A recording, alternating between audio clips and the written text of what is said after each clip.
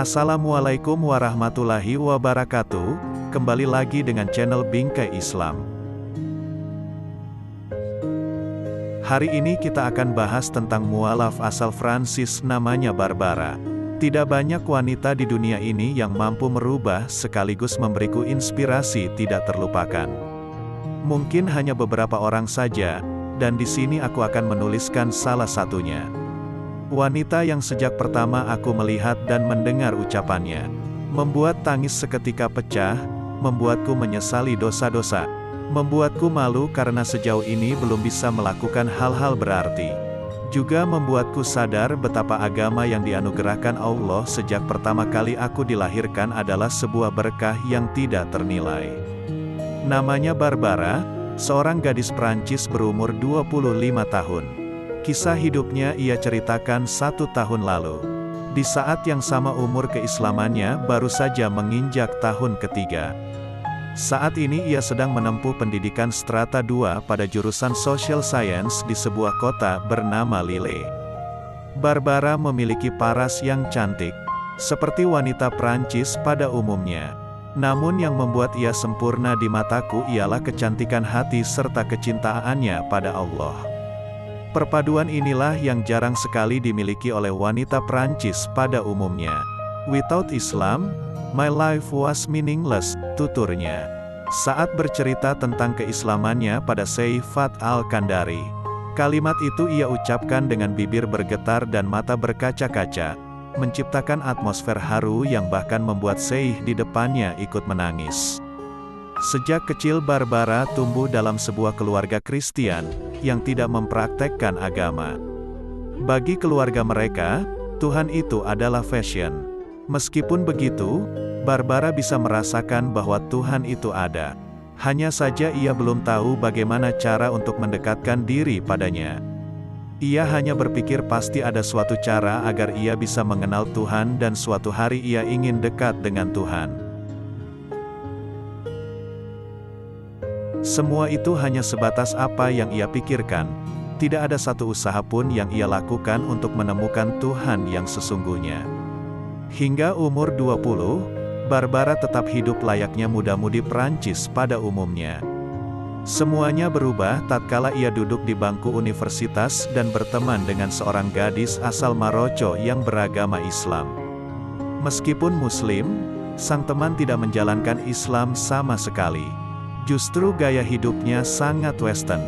Hingga pada suatu ketika, ia diajak sang teman untuk mengunjungi Maroko. Ia tidak perlu memikirkan biaya makan dan akomodasi. Hanya perlu membeli tiket yang kebetulan tidak mahal. Barbara setuju. Ia pun terbang ke Maroko dan di sanalah hidayah Allah mulai menyinari wanita jelita ini.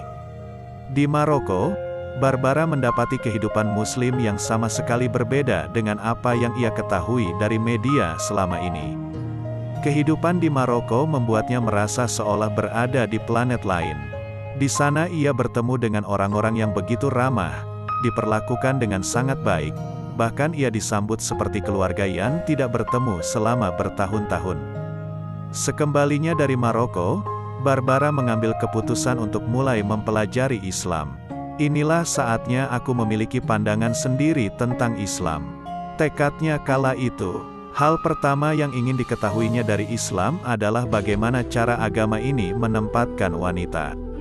Karena sebelumnya yang ia ketahui dari media barat, Islam sangat diskriminatif terhadap para wanita. Barbara pun mulai membaca Al-Quran terjemahan. Dan betapa terkejutnya ia ketika mendapati surah An-Nisa yang bermakna perempuan.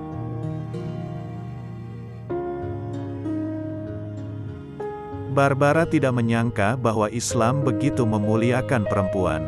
Sampai-sampai ada satu surah khusus yang membahas tentang hal tersebut. Ketika banyak wanita Prancis hidup tanpa kejelasan status, Islam justru mengatakan bahwa perempuan adalah pelengkap laki-laki. Hal inilah yang membuatnya takjub. Maka apakah mereka tidak memperhatikan Al-Quran? Kalau kiranya Al-Quran itu bukan dari sisi Allah, tentulah mereka mendapat pertentangan yang banyak di dalamnya. Surat An-Nisa. Ayat di atas merupakan satu ayat dari Al-Quran yang begitu mengetuk pintu hati gadis Prancis itu.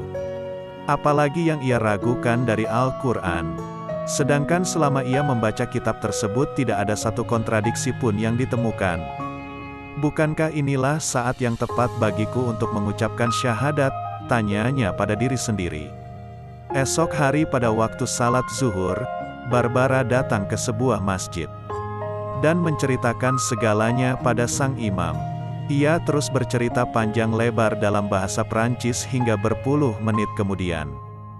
Hingga datang seorang laki-laki dan memberitahu bahwa imam itu tidak mengerti bahasa Prancis.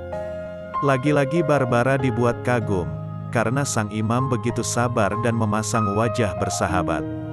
Sepanjang ia bercerita tadi, ia pun kemudian diminta datang kembali pada hari Jumat untuk bersyahadat sesudah salat Jumat. Pada hari yang sudah dijanjikan, Barbara kembali datang. Di hadapan semua orang ia pun bersaksi dan mengumumkan dengan keras bahwa tidak Tuhan yang patut disembah kecuali Allah, dan Muhammad SAW adalah utusannya. Saya tidak bisa menjelaskan bagaimana perasaan saya, kenangnya dengan mata berkaca-kaca.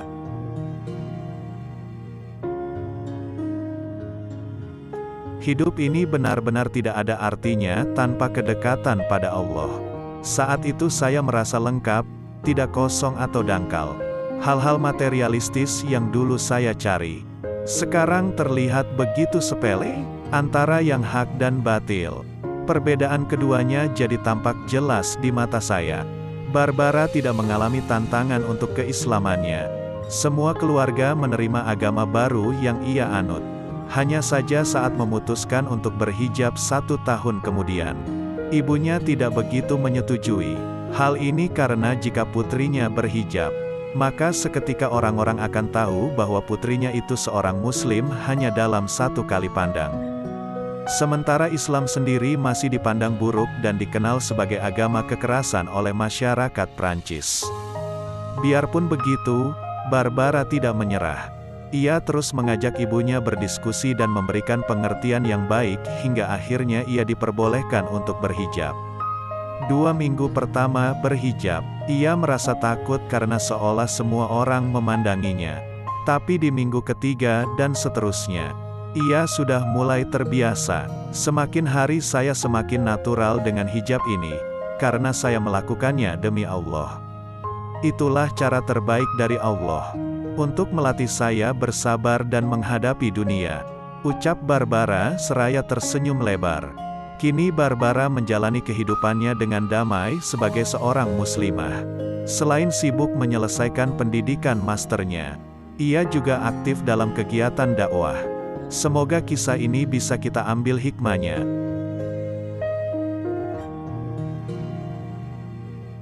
Terima kasih sudah mendengar ulasannya. Jangan lupa sukai video ini dan subscribe dan komen. Bagikan video ini, semoga bermanfaat.